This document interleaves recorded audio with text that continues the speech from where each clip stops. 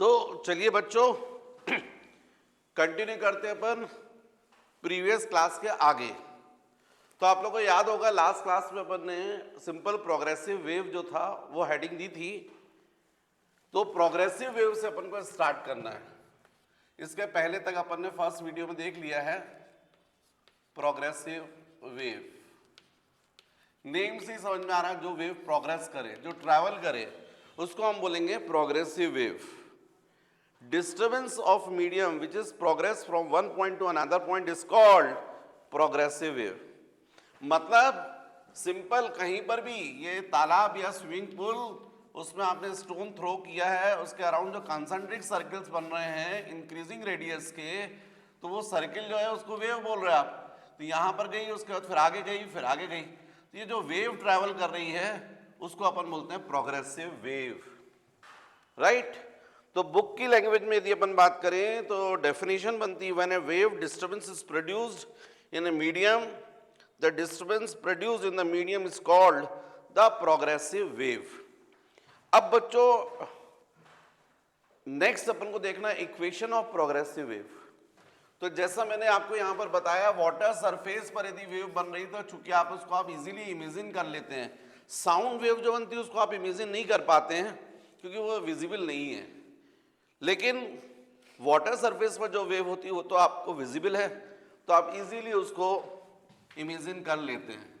तो मान लीजिए ये सपोज इस तरीके से वेव प्रोग्रेस कर रही है वाटर सरफेस पर, ये चल रही है। अब यहाँ पर जो पार्टिकल है वो भी एक्चुअली में यहाँ इस वक्त है, लेकिन ऐसा नहीं है कि यहीं रहेगा, ऊपर जाएगा नीचे जाएगा, इस तरीके से अपवर्ड डाउनवर्ड ऑसिलेट करता रहेगा, सिंपल हार्मोनिक मोशन। यहाँ वाला भी ऐसे ऊपर नीचे जाता रहेगा, ऑसिलेट करता रहेगा, ये जो है ये भी ऊपर नीचे जाता रहेगा, ऑसिलेट करता रहेगा, ये भी इस तरीके से ऊपर नीचे जाता रहेगा, ऑसिलेट करता रहेगा। हर पार्टिकल अपनी मीन पोजीशंस के अबाउट क्या करेगा, ऑसिलेट करेगा, बल्कि सिंपल हार्मोनिक मोशन करेगा।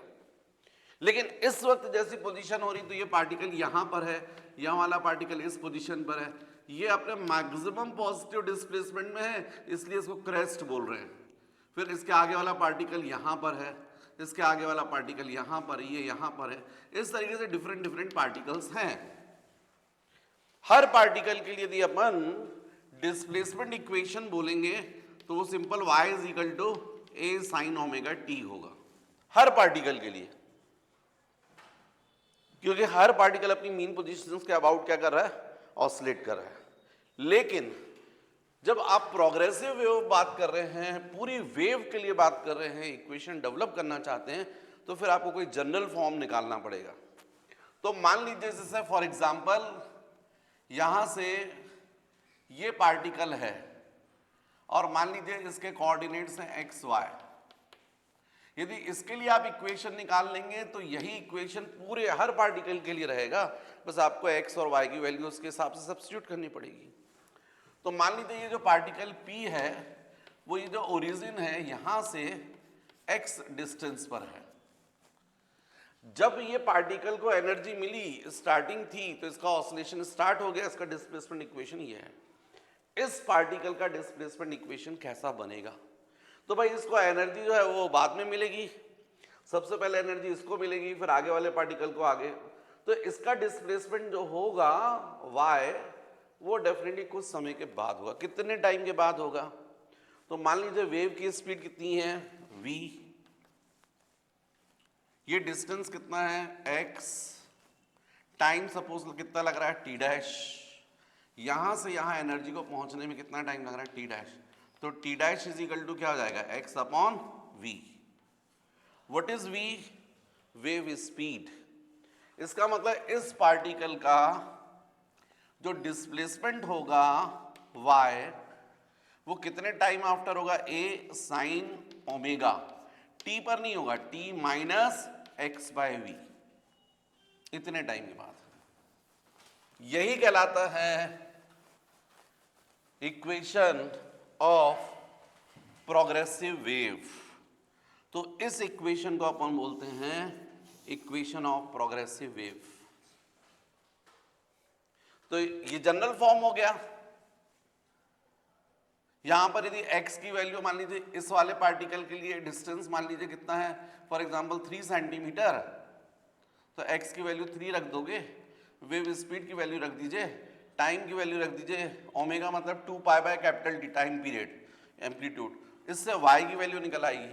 तो आपको पता चलेगा इस पार्टिकल का x डिस्टेंस पर जो पार्टिकल है उसका कितना डिस्प्लेसमेंट हुआ। इस इक्वेशन से आप निकाल सकते हो, इसको बोलते हैं इक्वेशन ऑफ प्रोग्रेसिव वेव। तो जैसा मैंने ये इक्वेशन आपको बताया है, इसके डिफरेंट फॉर्म भी होते हैं, क्योंकि आप इसी में यदि आप कुछ कुछ वैल्यूज सब्स्टिट्यूट करोगे तो डिफरेंट फॉर्म आ जाएंगे। For example y is equal to a sine omega की जगह आप लिख सकते हो 2 pi by capital T minus x by v, ऐसा कर सकते हो। ओमेगा क्या होता है, 2 पाई बाय टी होता है। अब यदि यहाँ पर आप देखें इस v को एलसीएम लेकर कॉमन निकाल लें तो y इज इक्वल टू जाएगा a sine 2 pi upon capital T और ये जाएगा v t minus x upon v, ऐसा हो जाएगा। ये v जो है वो इसके बाहर आएगा तो ऐसा हो जाएगा वी टी। और बच्चों आप लोगों को पता है v इज इक्वल टू क्या होता है, n लैम्डा।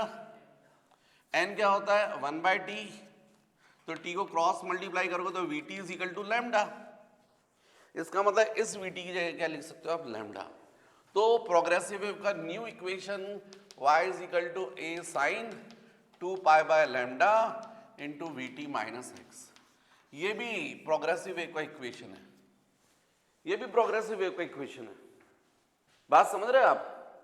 जैसे ये ना y is equal to a sine omega t minus x by v, वो भी है 2 pi by lambda into v t minus x. इसी में यदि मान लीजिए सपोज मैं ऐसा कर देता कि ये जो इक्वेशन लिखा था इस कैपिटल टी को अंदर ले जाता तो नया फॉर्म आ जाता y is equal to a sine 2 pi. ये कैपिटल टी को अंदर ले जाता तो जाता है small t upon capital T minus x by v t, ऐसा हो जाता।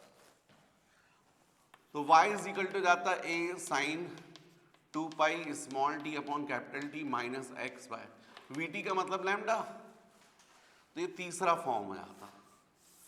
तो ये सब फॉर्म यूज होते हैं अलग अलग, जब क्वेश्चंस का पैटर्न रहता है तब अलग अलग। तो आपको तीनों याद रखना चाहिए।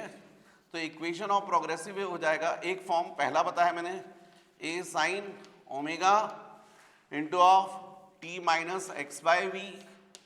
दूसरा फॉर्म ये बताया a sine 2 pi by lambda v t minus x. Generally यही वाला फॉर्म ज़्यादा यूज करते हैं अपन लोग न्यूमेरिकल्स वगैरह में भी। और तीसरा फॉर्म है a sine 2 pi small t upon capital T minus x by lambda. Time के नीचे कैपिटल टी, एक्स के नीचे लैम्डा, ऐसा आता है। तो ये है बच्चों इक्वेशन ऑफ प्रोग्रेसिव वेव। ये भी राइट। ये स्क्वायर दिख रहा है, स्क्वायर नहीं है, ट्वाइस है। जल्दी से कॉपी कर लीजिएगा बच्चों। नेक्स्ट टर्म आती है फेस। वेव्स में एक टर्म आती है फेस। फेस ये PHASE फेस, FACE वाला नहीं, PHASE फेस। अब क्वेश्चन उठता है ये फेस क्या है? Phase means the physical quantity which indicate the position of a particle और direction of motion of particle is called phase. Phase ऐसी फिजिकल क्वांटिटी है जिसकी हेल्प से अपन को किसी पार्टिकल की पोजीशन समझ में आती है या उस पार्टिकल के मोशन का डायरेक्शन समझ में आता है, उसको बोलते हैं फेस। फॉर एग्जाम्पल जैसे ये प्रोग्रेसिव वेव है ना, इसमें ये जो यहाँ पार्टिकल है उसको बोलते हैं अपन क्रेस्ट और इसको भी बोलते हैं क्रेस्ट। ये दोनों क्या माने जाएंगे? सेम फेस में। जैसे आप क्लास 11th में बच्चे हैं तो एक ही पोजीशन में है ना, 12 के बच्चे आगे हैं लेकिन वो भी आपस में एक सी पोजीशन पर है।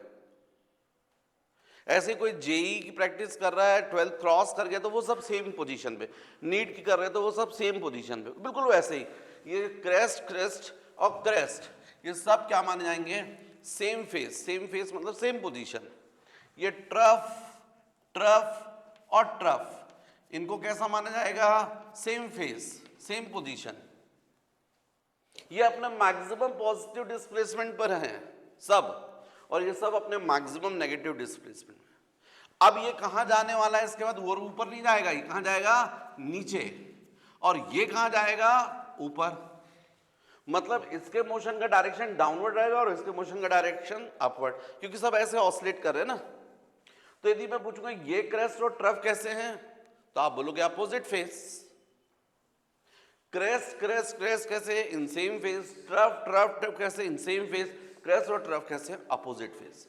फॉर एग्जाम्पल ये सर्किल में बात करें, यदि यहां पर आप हो और पूरा 1 रिवॉल्यूशन कंप्लीट करके यहां पहुंच रहे हो, तो क्या माना जाएगा? Same position, same face.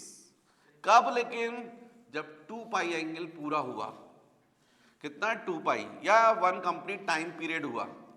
ऐसे ही ये क्रेस्ट और क्रेस्ट जो हैं, इनके बीच में 1 टाइम पीरियड कंप्लीट हुआ, और 1 कंप्लीट टाइम पीरियड में जो डिस्टेंस ट्रेवल करते हैं उसको क्या बोलते हैं? वेवलेंथ। इसलिए अपन इसको बोलते हैं वेवलेंथ, लैम्डा। लेकिन ये जो है C1, C2, C3, C1 और C2, इनके बीच में टाइम डिफरेंस कितने का है? Capital T। तो बच्चों ये जैसे पूरा 1 रिवॉल्यूशन करते तो टाइम डिफरेंस कितने का आ रहा है? T का। वैसे इस क्रेस्ट और क्रेस्ट के बीच में टाइम डिफरेंस कितने का? कैपिटल T का। और C1 और C3 के तो 2 साइकिल कंप्लीट हो गए। देखो, एक साइकिल ये, फिर एक साइकिल, और मतलब कितना टाइम डिफरेंस आया होगा? 2 इंटू कैपिटल T। जैसे एक रिवॉल्यूशन हुआ, फिर एक और हो गया, सेम फेस। टाइम डिफरेंस कितना हुआ? 2T। और 2T में कितना डिस्टेंस हो जाएगा? 2 लैम्डा। बात समझ में आ रही है? तो कभी भी 2 सक्सेसिव क्रेस्ट के बीच का डिस्टेंस कितना होता है? लैम्डा, या फिर 2 लैम्डा, या फिर 3 लैम्डा, ऐसे ट्रफ्स का। तो phase means the physical quantity which indicate the position of a particle और direction of motion of particle is called phase. अब बच्चों एक टर्म इसमें यूज की जाती है, फेस एंगल। तो जैसे आपका प्रोग्रेसिव वेव का इक्वेशन था, इक्वेशन ऑफ प्रोग्रेसिव वेव क्या था? y is equal to a sine 2 pi by lambda into v t minus x. ये था प्रोग्रेसिव वेव का इक्वेशन। इसमें साइन के साथ में जो आगे लिखा, ये क्या हुआ? एंगल। इसी एंगल को बोलते हैं फेस एंगल। प्रोग्रेसिव वेव के इक्वेशन में ये जो एंगल दिख रहा है, इसको बोलते हैं फेस एंगल। इसको डिनोट करते हैं बाय फाई। तो phase angle phi is equal to 2 pi by lambda into v t minus x. ये थोड़ा जरूरी है आपको सब नॉलेज होना। ये अब आपको किसी 2 पार्टिकल के बीच में फेस डिफरेंस बताना है। ये सब क्वेश्चंस में जरूरत पड़ती है। इसीलिए जब जिन बच्चों के कॉन्सेप्ट्स क्लियर नहीं होते वो वेव्स के क्वेश्चन छोड़ देते हैं, और यहीं पर डिफरेंस खड़ा हो जाता है। भाई सारे बच्चों को जब पेपर आता है तो नीट में या जेई में जो बच्चे सिलेक्ट हो जाते हैं और जो सिलेक्ट नहीं होते, उनमें क्या डिफरेंस होता है? पढ़ाई तो की है, लेकिन जिनने एक्स्ट्रा क्वेश्चन, जितना जनरल बच्चे ने किया तो उसने किया ही है, उसके अलावा जो एक्स्ट्रा क्वेश्चन वो करता है उसके कारण आगे चला जाता है। कंपटीशन में तो यही होता है। इसीलिए एक्चुअली में ये जो वेव्स के क्वेश्चंस हैं बच्चे छोड़ते हैं, और जिनने इग्नोर किए वो पीछे छूटते हैं। ऐसा नहीं वेव्स भर बोल रहा हूँ, फिजिक्स में। इसलिए सब चीज के ऊपर आप कमांड रखिएगा। तो यहां पर अपन ने बोले फेस एंगल। अब जैसे मान लीजिए मैंने आपको प्रोग्रेसिव वेव बोला, ये इसमें से एक पार्टिकल ये वाला है, x1 डिस्टेंस पर है यहां पर, और एक पार्टिकल मान लीजिए ये वाला है, ये पार्टिकल P1 और ये पार्टिकल P2। ये कितने डिस्टेंस पर है? x2। सेम टाइम पर यदि पूछा जाए बताइए इनके बीच का फेज डिफरेंस कितना है सेम टाइम पर, तो एक्चुअल में इन दोनों के बीच में क्या फर्क है, पोजीशन में फर्क है ना, डिस्टेंस में फर्क है। टाइम आपसे क्या बोल रहे हैं, सेम टाइम। तो यदि ऐसा बोला जाए तो फिर क्या करोगे, P1 के लिए phase angle for P1 phase angle आप बोलोगे φ1 is equal to 2 pi by lambda into VT minus x1 करोगे आप। देखो इसमें से लैम्डा नहीं बदलेगा, वेवलेंथ है ना, v नहीं बदलेगा, वेव स्पीड ये भी नहीं बदलेगी, टाइम भी नहीं बदलेगा क्योंकि सेम टाइम पर आप पता करना चाहते हैं, केवल क्या फर्क है x का, तो यहां पर आ जाएगा x1। यही बात करोगे फॉर P2 तो φ2 लिखोगे 2 pi by lambda into VT minus x2। अब पूछा आपसे फेज डिफरेंस, फेज डिफरेंस तो आप बोलोगे phase difference D phi is equal to φ1 minus φ2 या φ2 माइनस φ1 कर सकते हो, φ2 माइनस φ1 या φ1 माइनस φ2 जो भी आपकी, कुछ कोई फर्क नहीं पड़ता। तो d phi is equal to, इसमें से इसको सब्ट्रैक्ट करो, तो जब सब्ट्रैक्ट करोगे तो 2 पाई बाय लैम्डा क्या होगा, कॉमन निकल जाएगा, अंदर क्या बचेगा VT minus x1 minus VT minus x2 ऐसा जाएगा। आप समझ रहे हैं ना बात को, ब्रैकेट ओपन करेंगे तो VT VT cancel, minus minus क्या जाएगा प्लस, ये x2 हो जाएगा, x2 माइनस x1, तो d phi is equal to 2 pi by lambda into x2 minus x1, x2 minus x1, x2 minus x1 को हम लोग लिख सकते हैं dx, d phi is equal to 2 pi by lambda into of dx। इसका मतलब ये हुआ कि यदि आपको किन्हीं दो पॉइंट्स के बीच का क्या पता है आपको, पाथ डिफरेंस, तो आप क्या निकाल सकते हो उनके बीच का फेज डिफरेंस। फॉर एग्जाम्पल देखिए ये क्रेस्ट है और ये क्रेस्ट है, इन दोनों के बीच का पाथ डिफरेंस मुझे बता सकते हो कितना है, लैम्डा है ना।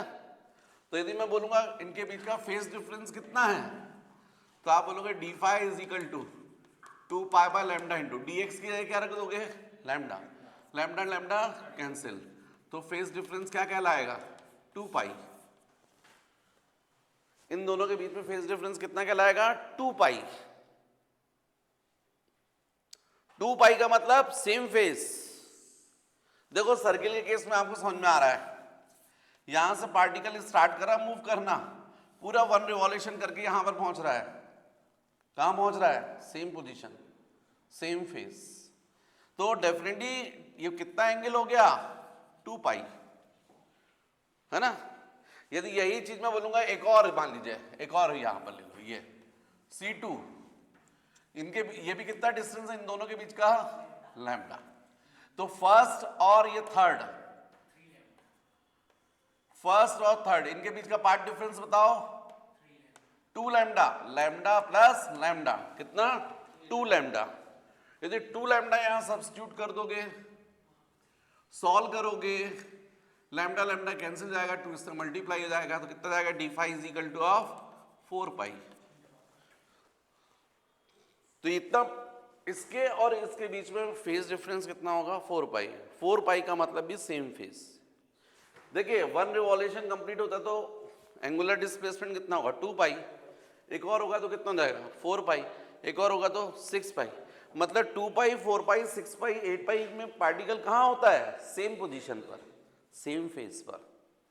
तो कभी भी जब इवन मल्टीपल हो पाई का तो क्या कहलाता है वो, हाँ। अच्छा यदि मैं ये क्रेस्ट और ट्रफ के बीच में पूछता, इनके बीच का मुझे बता सकते हो पार्ट डिफरेंस कितना है, इन दोनों के बीच का तो लैम्डा, और ये टी ट्रफ हमेशा इन दोनों का मिडिल पॉइंट होता है, क्या बोलोगे लैम्डा बोलोगे, लैम्डा बाय 2 है ना, बोलोगे ना। और जब ये लैम्डा बाय 2 यहां सब्स्टिट्यूट करोगे, सॉल्व करोगे, तो लैम्डा लैम्डा कैंसिल हो जाएगा, 2 2 का ही कैंसिल हो जाएगा, तो केवल d phi is equal to क्या बचेगा पाई। पाई का मतलब क्या हो जाएगा अपोजिट फेज। तो जब फेज डिफरेंस कैसा होता है 2 पाई 4 पाई 6 पाई, ये सब पोजीशन में पार्टिकल क्या कहलाएंगे, सेम फेज। लेकिन जब ऐसा होगा लैम्डा बाई 2 रखोगे यहां पर, तो डी फाई कितना आ रहा है, पाई। पाई मतलब 180, क्या कहलाएगा, अपोजिट फेज।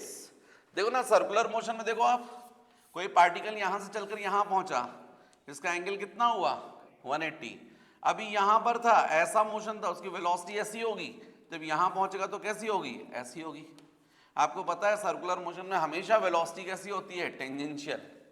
वेलोसिटी का डायरेक्शन टेंजेंट, यहां पर वेलोसिटी का डायरेक्शन ऐसा, यहां पर ऐसा, एक दूसरे के अपोजिट, अपोजिट फेज। तो पाई के केस में क्या कहलाएगा, अपोजिट फेज।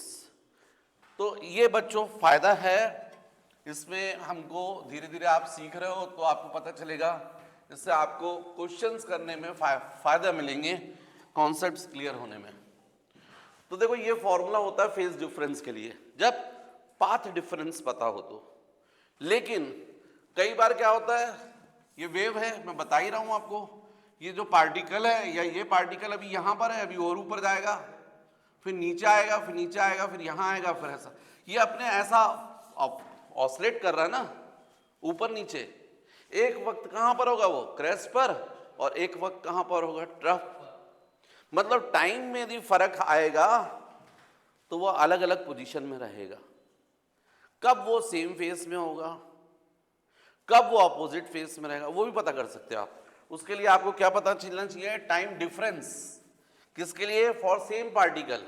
जैसे मैंने बोला फॉर P1 फॉर P2, मतलब डिफरेंट पार्टिकल थे। अब मैं यही बात किसके लिए कर सकता हूं, for same particle, same particle. तो एट T1 टाइम पर, तो आपका इक्वेशन क्या बनेगा फिर, यहां पर फेस एंगल φ1 क्या हो जाएगा, बोलो, 2 pi by lambda into VT1 minus x. X नहीं बदलेगा आप, क्योंकि आप किसके लिए बात कर रहे हो, सेम पार्टिकल के लिए, T1 टाइम पर। और यदि अपन बात करते हैं एट T2, तो फेस एंगल क्या जाएगा, φ2 is equal to 2 pi by lambda into VT2 minus x, ऐसा हो जाएगा। तो फेज डिफरेंस बोलो फिर, बोलो phase difference, phase difference D phi is equal to φ1 minus φ2, D phi is equal to, φ1 की वैल्यू रख दो, φ1 माइनस φ2, 2 पाई बाय लैम्डा, अभी भी क्या हो जाएगा, कॉमन निकल जाएगा, VT1 minus x minus VT2 minus x. जब ब्रैकेट ओपन करोगे तो माइनस एक्स और प्लस एक्स क्या जाएंगे, कैंसिल। तो d phi is equal to 2 pi by lambda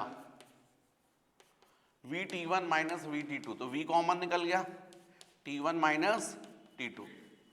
आपको पता है V बाय लैम्डा क्या होता है, V by lambda is equal to N। V is equal to क्या होता है, N lambda, V by lambda N, और N क्या होता है, 1 बाई टी। तो V बाय लैम्डा की जगह क्या लिख सकते हो, 1 बाई टी। तो यही आपका फॉर्मूला बन जाएगा, d phi is equal to 2 pi upon capital T into T1 minus T2। इसका मतलब d phi is equal to क्या बोलोगे आप, 2 pi by capital T into time difference. देखिए आप ध्यान से, आपको जब दिख रहा है 2 पाई बाय लैम्डा दिख रहा है, तो क्या लिखा हुआ है यहां पर, डेल एक्स डी एक्स। और जब 2 पाई बाय कैपिटल टी लिखा है तो यहां लिखा डेल टी। टाइम के साथ में टाइम, डिस्टेंस के साथ में डिस्टेंस। तो इसका मतलब है कि यदि ये फॉर्मूला आ गया और आपसे पूछा जाए कि कोई पार्टिकल ऑसिलेट कर रहा है, T/2 पर कितना फेज डिफरेंस होगा, if del t is equal to T/2। T/2 का मतलब हाफ ऑसिलेशन, हाफ ऑसिलेशन। तो आप जब यहां वैल्यू रखोगे, टी कैंसिल जाएगा, 2 कैंसिल जाएगा, d phi is equal to क्या जाएगा, पाई। मतलब क्या बोलोगे आप, अपोजिट फेस। देखिए ये जो वेव में है, यहां जो पार्टिकल ऑसिलेट कर रहा है अभी यहां पर है, जस्ट T/2 टाइम आफ्टर कहां पर होगा, यहां पर होगा। ये क्रेस्ट की जगह कहां पर पहुंच जाएगा, ट्रफ पर। ट्रफ पर होगा तो कहां पहुंच जाएगा, क्रेस्ट पर। और आफ्टर टाइम टी कहां पहुंचेगा, यदि यही चीज बोले जाए, if del t is equal to of t, तो टी रखोगे तो d phi is equal to क्या जाएगा 2 पाई। 2 पाई का मतलब सेम फेस। तो कभी भी जब ऐसा रहता है ना 2 पाई 4 पाई 6 पाई मतलब सेम फेस, और जब ऐसा रहेगा पाई 3 पाई 5 पाई तो मतलब अपोजिट फेस। तो अपन इन फॉर्मूलों की हेल्प से निकालते हैं। तो कुल मिलाकर आपके पास में एक ये फॉर्मूला है और एक ये फॉर्मूला है। ये 12th में यूज होते हैं, लेकिन बच्चे चूंकि 11th में ढंग से पढ़ते नहीं है तो उनको 12th में पता ही नहीं रहता है। यदि आप अभी पढ़ रहे हो तो आपको 12th में पता रहेगा। जल्दी से कॉपी कर लीजिए। तो बच्चों नेक्स्ट अपन को इसके बाद देखना चाहिए प्रिंसिपल ऑफ सुपरपोजिशन। आपके 11th examination point of view से तो वेरी इंपॉर्टेंट, पर बच्चों यही सिंपल प्रिंसिपल ऑफ सुपरपोजिशन जो है आपको 12th में भी है। वेव ऑप्टिक्स करके चैप्टर है उसमें रहेगा। उसके अलावा आपको इसकी ऑल्टरनेटिंग करंट में भी वेव्स की जरूरत पड़ती है। इसलिए बच्चों भले ही आप लोग को वेव्स एग्जाम में भले ही नहीं पूछ रहे हो या छोड़ रहे हो टीचर्स, लेकिन आप पढ़ लीजिएगा, क्योंकि आप यहाँ पढ़ते हैं 11th में तो आपको 12th में इजी जाएगा। तो नेक्स्ट जो है वो प्रिंसिपल ऑफ सुपरपोजिशन। आप एक चीज समझिएगा कि कभी भी मीडियम में यदि वेव प्रोग्रेस करती है, वेव मतलब एनर्जी, तो डेफिनेटली जो मीडियम के पार्टिकल है उनका क्या होता है डिस्प्लेसमेंट होता है। ऑसिलेट करना स्टार्ट करते हैं मतलब उनका क्या होता है डिस्प्लेसमेंट। तो ये जो प्रिंसिपल ऑफ सुपरपोजिशन है वो ये बोल रहा है कि यदि मीडियम में 2 या 2 से ज्यादा वेव्स प्रोपोगेट करती हैं तो मीडियम में जो पार्टिकल होता है उसका जो रिजल्टेंट डिस्प्लेसमेंट होता है वो कितना होता है। तो ये वेव जितना डिस्प्लेसमेंट इंडिविजुअल डिस्प्लेसमेंट प्रोड्यूस कर रही हैं उनका वेक्टर सम। फर्स्ट वेव की वजह से मान लीजिए डिस्प्लेसमेंट y1 हो गया, सेकेंड वेव की वजह से मान लीजिए डिस्प्लेसमेंट कितने होने वाला है y2। केवल फर्स्ट वेव आई होती तो पार्टिकल क्या करता है डिस्टर्ब होता ना, उसका मान लीजिए कितना डिस्प्लेसमेंट होता y1। अकेली सेकेंड वेव आती उसकी वजह से मान लीजिए डिस्टर्बेंस कितना होता y2, ज्यादा पावरफुल है, ज्यादा डिस्प्लेसमेंट दे रही है y2, लेकिन दोनों एक साथ आ रही हैं तब कितना होगा y1 plus y2। This is principle of superposition. According to principle of superposition, when 2 or more than 2 waves propagate in a medium, then the displacement of particle in a medium is then the resultant displacement of particle of a medium is equal to the vector sum of the individual displacement produced by the waves. This is principle of superposition.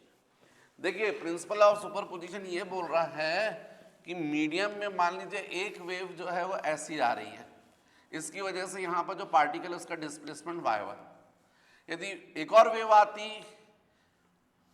अकेली तो उसके कारण displacement मान लीजिए कितना होता y2, लेकिन दोनों वेव एक साथ आ रही हैं तो फिर डिस्प्लेसमेंट y कितना होगा इन डिस्प्लेसमेंट के वेक्टर सम के इक्वल। यदि 2 से ज्यादा है तो फिर और आ जाएगा। This is principle of superposition. What is y1 displacement produced by first wave, y2 displacement produced by second wave, what is y3 displacement produced by third wave, what is y resultant displacement produced by all waves। सारी waves यदि simultaneously उस point के ऊपर oscillate करेंगी तो फिर जो displacement होगा वो कितना होगा इन सब वेव इंडिविजुअल डिस्प्लेसमेंट के वेक्टर सम के equal. This is principle of superposition. Generally exam में आता है, 11th में भी है, 12th में भी है। According to principle of superposition, when 2 or more than 2 waves are simultaneously propagate in a medium, then the resulting displacement of any particle is equal to the vector sum of the individual displacement produced by waves, by those waves, separate waves. This is principle of superposition. अब बच्चों ये principal of superposition की 3 application हैं उसमें से एक application है जिसको हम लोग बोलते हैं इंटरफेरेंस, एक एप्लीकेशन है जिसको बोलते हैं interference.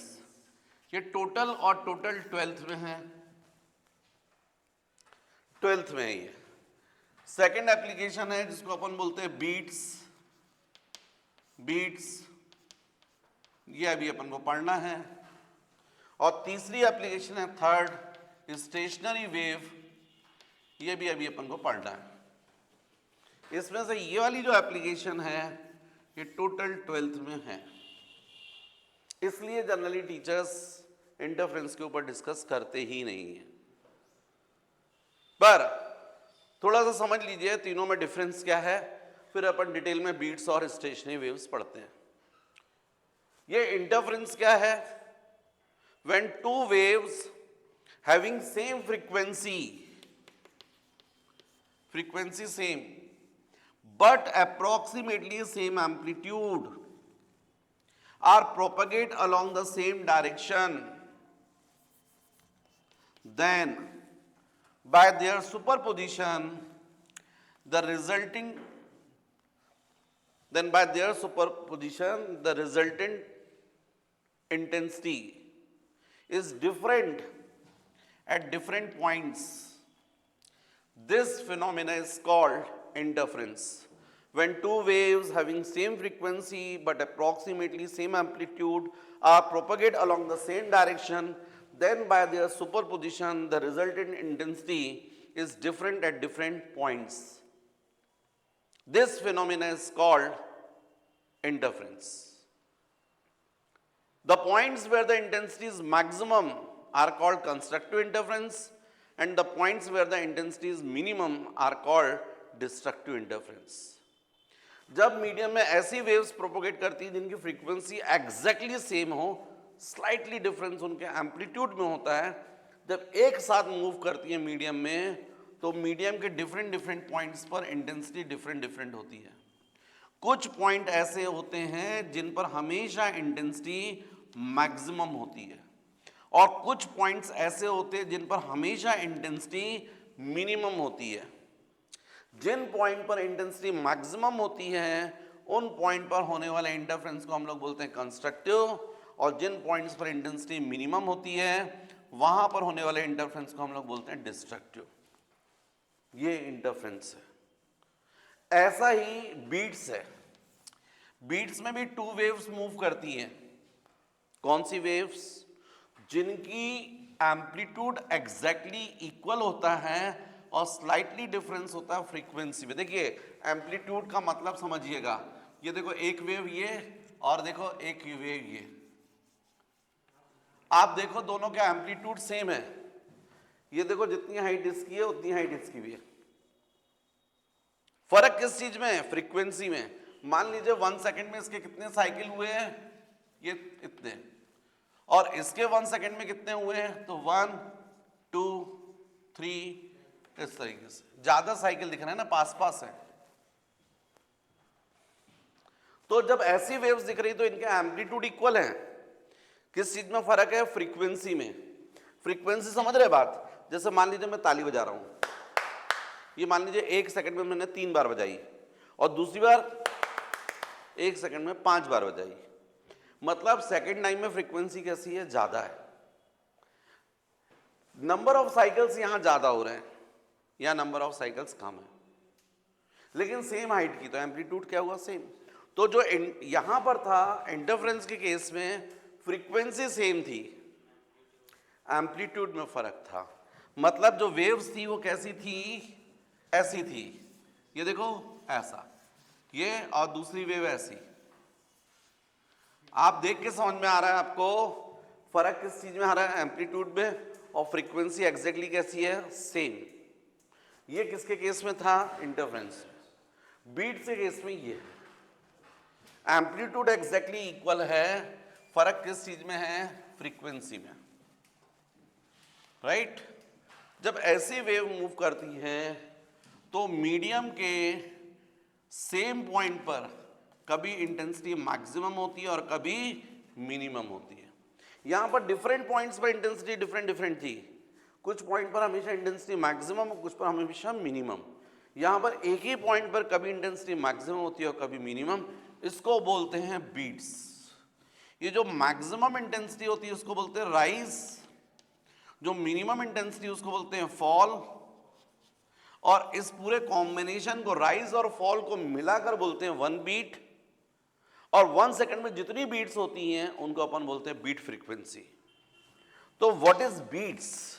When two waves having same amplitude but approximately same frequency are propagate along the same direction, then by their superposition the resultant intensity is different at same point.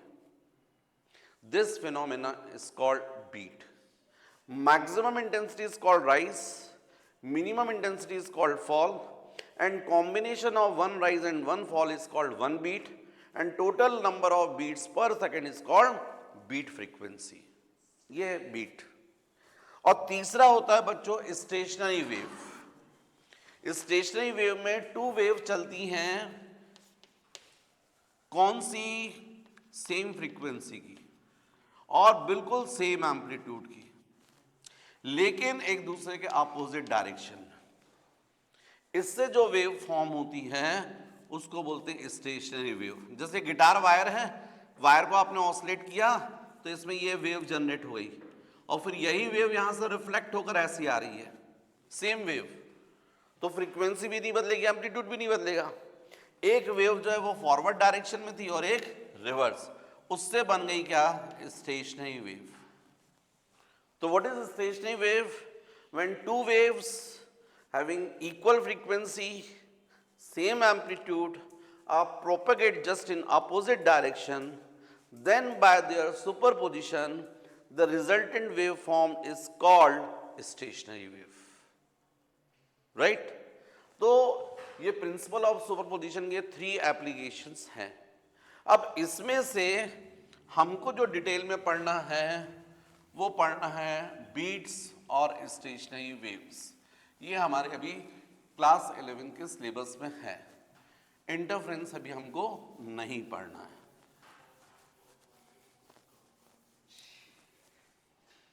तो बच्चों अब अपन को देखना चाहिए beats.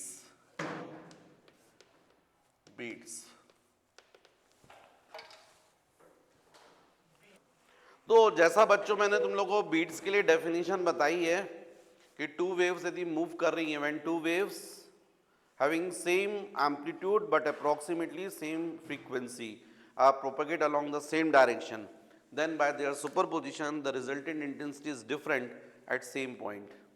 This phenomena is called beat. The maximum intensity is called rise, minimum intensity is called fall, and combination of one rise and one fall is called one beat, and total number of beats per second is called beat frequency. यहां पर बच्चों beat frequency का जो formula बनता होता है n1 minus n2। जैसे for example आपको समझाने के लिए मैं बोल रहा हूं कि मान लीजिए ये ताली बजाई मैंने, सेकंड टाइम बजाई, थर्ड टाइम बजाई, फोर्थ टाइम बजाई, ये जो आप सुन रहे हो ना, जो ताली की आवाज जो सुन रहे हो वो आपको सुनाई दे रही है ना, उसको बोलते हैं राइज। लेकिन दो ताली के बीच में गैप आया था, उसको बोलते हैं फॉल। तो मतलब 1 2 3 4 राइज सुनाई दे रहे, तो 4 फॉल भी हुए, गैप हुए ना। एक राइज और एक फॉल मिलकर एक बीट, और आपको टोटल कितने, इसका मतलब बीट सुनाई दी है 4। एक ताली और एक गैप मिलकर एक बीट, ऐसी 4 ताली सुनाई दी थी, 4 गैप थे, इसका मतलब 4 बीट सुनाई दी। यदि ये 4 बीट 1 सेकंड में सुनाई दी है, इसका मतलब बीट फ्रीक्वेंसी क्या हो गई? 4। यदि यही चीज 1 2 3 4 5 कर देता मैं 1 सेकंड में, तो बीट फ्रीक्वेंसी क्या कहलाती? 5, राइट? तो अभी समझने के लिए इतना ठीक है। वैसे बीट फ्रीक्वेंसी का फॉर्मूला होता है n1 minus n2। What is n1? Frequency of first wave, और n2 frequency of second wave. तो बच्चों ये हो गया आपका बीट्स। अब इसके बाद मुझे समझाना चाहिए आपको रिफ्लेक्शन ऑफ वेव। तो देखो बच्चों, रिफ्लेक्शन ऑफ वेव जब मैं आपको बता रहा हूं, रिफ्लेक्शन ऑफ वेव, तो वेव का रिफ्लेक्शन जो होता है वो दो तरीके से होता है, एक होता है बाय रिजिड एंड और सेकंड होता है by free and. Reflection first by rigid and and second by free and. तो आप पहले समझें, देखो जैसे गिटार वायर है, तो आपको मालूम ये वायर जो रहता है वो इन कीज के बीच में टाइट रहता है। यदि इसको आप इस तरीके से ऑसिलेट करेंगे तो आपको मालूम है वेव जनरेट होगी, इस तरीके से जाएगी आगे और फिर इस की से टकराकर रिटर्न होगी। तो रिफ्लेक्शन किससे हो रहा है? रेजिडेंट से। तो इस वक्त यदि हम बोलते हैं equation of incident wave, incident wave, incident wave मतलब ये जो चल रही जाकर टकराने वाली है ना, इस वेव का इक्वेशन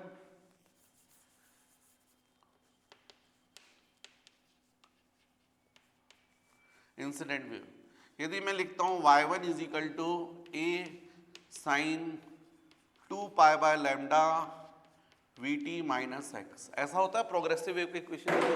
यही समझाया मैंने, फॉरवर्ड जा रही है। अब ये जो इंसिडेंट वेव है वो किस डायरेक्शन में? Along positive x axis, along positive x axis, और ये इक्वेशन हमने लिखा। तो फिर इस कंडीशन में जो रिफ्लेक्टेड वेव का इक्वेशन होगा वो क्या होगा? तो पहली चीज आप समझ लीजिएगा, जब रिजिड एंड से रिफ्लेक्शन हो रहा है तो कौन सी वेव अफेक्टेड होती है? Transverse wave.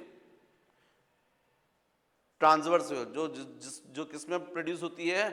रिजिड मीडियम में। उसमें फेज चेंज हो जाता है बाय पाई। मतलब जो ट्रांसवर्स वेव है, इन ट्रांसवर्स वेव फेज जो चेंज होता है वो होता है बाय पाई, पाई से चेंज हो जाता है। इसका मतलब है पाई मतलब अपोजिट।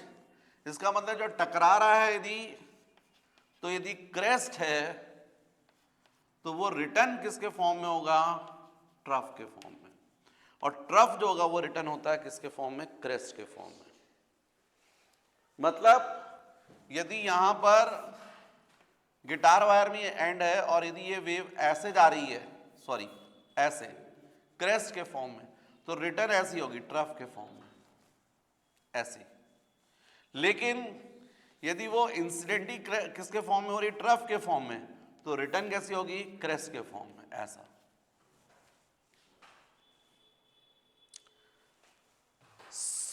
समुद्र में देखते हो आप किनारों पर, यदि मान लीजिए किनारों पर रॉक्स हैं और वहां पर जाकर यदि वेव स्ट्राइक करती है, क्योंकि वाटर सरफेस पे कौन सी वेव बनती है? Transverse wave.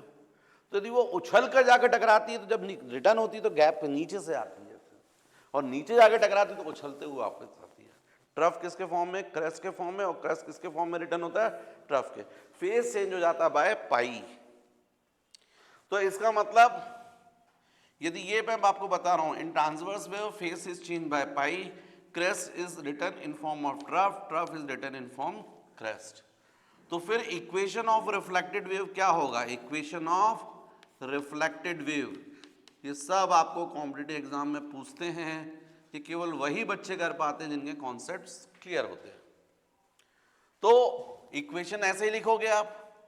अब रिफ्लेक्टेड वेव मतलब यदि ऐसे जा रही थी प्लस एक्स एक्सिस के डायरेक्शन में, तो रिटर्न तो माइनस एक्स के डायरेक्शन में होगी ना। तो यहां पर क्या बोलोगे? Along negative x axis. Reflection ऐसा होगा। तो फिर इक्वेशन क्या होगा?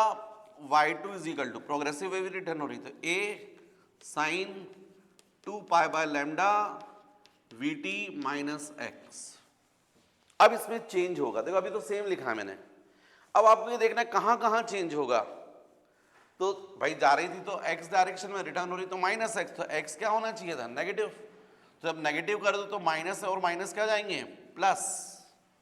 भाई यहां पर एक्चुअल ये था, अब x आप नेगेटिव कर दोगे, ऐसा कर दोगे ना, तो माइनस माइनस क्या हो जाएगा? प्लस। साथ ही साथ यदि क्रेस्ट के लिए आप बोल रहे हैं y तो प्लस लोगे, तो ट्रफ के लिए क्या लोगे, माइनस y, क्योंकि ट्रांसवर्स वेव में तो पार्टिकल ऐसे ऑसिलेट करते हैं ना, तो इसलिए यहां पर y यदि प्लस था तो यहां y कैसा होगा, माइनस। तो ये इक्वेशन किसका, इंसिडेंट वेव का, ये हो जाएगा रिफ्लेक्टेड वेव का। y2 is equal to minus a sine 2 pi by lambda vt plus x का साइन भी बदल जाएगा और y का साइन भी बदल जाएगा, प्लस होगा तो माइनस हो जाएगा और माइनस होगा तो प्लस हो जाएगा, दोनों साइन चेंज होंगे। सेकंड होता है बच्चों by free and. Free and का मतलब फ्लूइड का केस, जैसे फ्लूइड में आपको मालूम है यहां से आपने फूका, प्रोग्रेसिव वेव डेवलप हुई, फिर ये रिटर्न होती है एटमॉस्फेरिक प्रेशर की वजह से, प्रेशर डिफरेंस की वजह से। प्रेशर डिफरेंस का इफेक्ट किसको पड़ता है, लॉन्गिट्यूडनल वेव का, जिसमें कॉम्प्रेशंस और रेरिफेक्शन, पार्टिकल कैसे ऑसिलेट करते हैं, वेव प्रोपगेशंस के ही डायरेक्शन में, फॉरवर्ड बैकवर्ड, ऊपर नीचे नहीं हो सकते हैं, फॉरवर्ड बैकवर्ड। तो इस कंडीशन में यदि फ्री एंड से रिफ्लेक्शन हो रहा है, तो यदि हम इक्वेशन लिखेंगे, equation of incident wave, incident wave, ये अभी भी ऐसे रहेगा, अलोंग प्लस एक्स एक्सिस, तो क्या लिखोगे, y1 is equal to a sine 2 pi by lambda vt minus x, जैसा आप लिख रहे हो, जैसे ये था वैसे वो लिख रहे हो। इंसिडेंट वेव का इक्वेशन तो सेम रहेगा, लेकिन इसमें कौन सी वेव इफेक्टेड हो रही है, लॉन्गिट्यूडनल वेव, क्योंकि रिफ्लेक्शन किसकी वजह से हो रहा है, प्रेशर डिफरेंस की वजह से हो रहा है। प्रेशर डिफरेंस का इफेक्ट किसके ऊपर पड़ता है, लॉन्गिट्यूडनल वेव के ऊपर। तो in longitudinal wave phase is change by pi, pi से चेंज हो जाता है। इसका मतलब कॉम्प्रेशंस जो होते हैं वो रिटर्न होते हैं रेयरिफेक्शंस के फॉर्म में, और रेयरिफेक्शन रिटर्न होते हैं कॉम्प्रेशन के फॉर्म में। मतलब यहां फ्लूइड के केस में यहां पर पार्टिकल यदि क्लोज क्लोज थे, तो जब रिटर्न होते हैं तो दूर दूर हो जाते हैं। कॉम्प्रेशन रहेगा रेरिफेक्शन के फॉर्म में, और रेरिफेक्शन जा रहे तो कॉम्प्रेशन के फॉर्म में। तो फिर इक्वेशन ऑफ रिफ्लेक्टेड वेव क्या होगा, इक्वेशन ऑफ रिफ्लेक्टेड वेव, स्वाभाविक है रिफ्लेक्टेड वेव किस डायरेक्शन में है, जा रही थी तो प्लस एक्स और रिटर्न हो रही तो माइनस एक्स एक्सिस। तो फिर इक्वेशन आप लिखोगे y2 is equal to a sine 2 pi by lambda vt minus x. अभी तो मैंने सेम लिखा है, पर आप मुझे बताओ कहां कहां चेंज होगा। तो केवल x में चेंज होगा, x यहां पर क्या हो जाएगा, माइनस एक्स हो जाएगा, क्योंकि जा रही थी तो प्लस एक्स, रिटर्न होगी तो माइनस एक्स, और ये माइनस माइनस क्या हो जाएगा, प्लस। मतलब यहां पर vt माइनस एक्स है तो यहां जाएगा vt प्लस एक्स। लेकिन y के साइन में कोई इफेक्ट नहीं पड़ेगा, क्यों, क्योंकि पार्टिकल कैसे ऑसिलेट कर रहे हैं, फॉरवर्ड बैकवर्ड। यहां पर तो कैसे हो रहे थे, क्रेस्ट था, ट्रफ के फॉर्म में रिटर्न हो रहा, y डायरेक्शन में चेंज हो रहा था, यहां नहीं होगा, तो ये ऐसे ही रहेगा। तो आपको ये बनाते बनना चाहिए, पता होना चाहिए, तभी आप कर पाओगे। कॉम्पिटिटिव एग्जाम में एकदम सिंपल सा क्वेश्चन पूछ लेते हैं, आपको बता देंगे कि वेव जो है वो किससे रिफ्लेक्ट हो रही, रेजिस्टेंस से, और इक्वेशन दे देंगे इंसिडेंट वेव का, और फिर 4 ऑप्शन देंगे और पूछेंगे बताओ रिफ्लेक्टेड वेव का इक्वेशन कौन सा होगा। तो सिंपल हो गया। यदि आपको रेजिस्टेंस से रिफ्लेक्शन बोल रहा है, इंसिडेंट वेव का इक्वेशन लिख के दे रहे हैं वो, तो रिफ्लेक्टेड वेव का इक्वेशन में आपको केवल इतना चेंज करना है, एक्स का साइन भी चेंज कर देना, और वाई का भी। मान लीजिए उनने ऐसा इक्वेशन लिख के दे दिया, y is equal to 10 sine 2 pi by 0.1 into 3t minus x, ये लिख दिया।